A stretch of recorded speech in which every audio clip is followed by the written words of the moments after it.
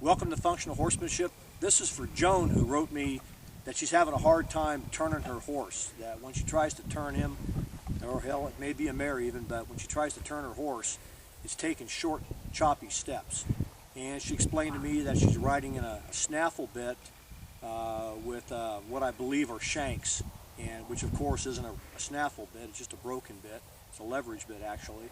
And it really doesn't matter if she's riding a snaffle or a hackamore in this case, or even a grazing bit or a broken bit with some leverage. Her clue that her horse is taking choppy steps leads me to believe that she's given the horse unclear signals.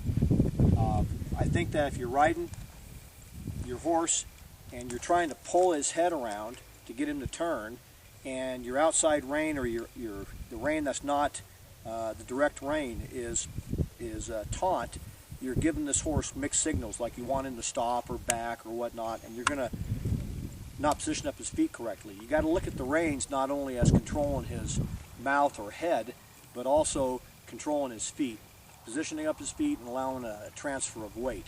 So it's very common for people to keep their hands in the box, but when they won't go to turn their horse, try to tip their head in one direction, they're pulling back, and the horse is getting mixed signals, may think you want to back or stop. So if you're at a standstill and you're doing that, you're pulling on the horse's head and your other rein's tight, and you're trying to get your horse to turn around, it's going to look like short, choppy steps. Actually, he turns pretty well like that. But if you consider doing this, Joan, if you would give your horse a clearer signal, tip his head. All you want to do is just tip his head out to the side, leave your outside rein loose, and then as you move him like this, it's going to be a smoother move.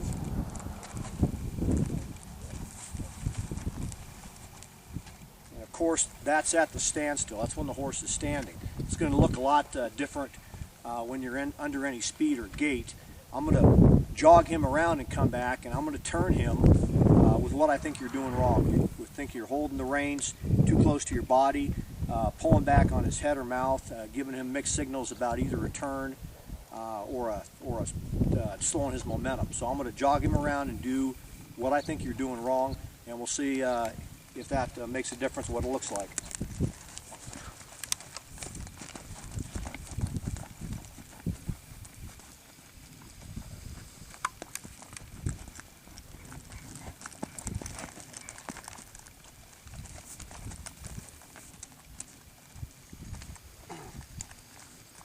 See, that's probably confusing to the horse. He doesn't know if I want him to stop or turn or whatnot, and again it slows his momentum and doesn't allow him to position up his feet. This time I'm going to jog around, I'm going to tip his head, I'm going to keep an outside loose rein so it'll look like this, and what it should do is free up his feet, allow him to maintain his momentum in that turn, and see if it looks a little smoother to you.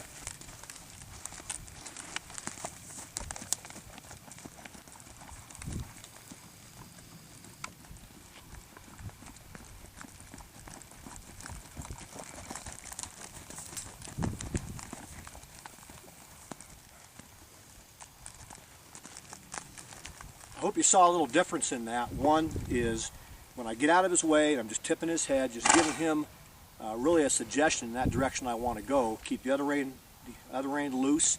That's allowing him to maintain his momentum, freeing up his feet, and make a lot smoother of a turn.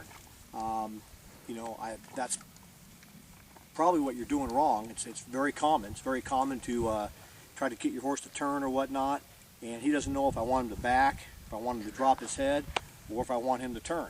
So I want to be a little more clear in my signals, and it's very common to have your outside or the rein that's not impacting on that turn be taut and adding that confusion. And riding a confused horse is not going to be fun for him or you. But Joan, I hope that helps. Safe journey.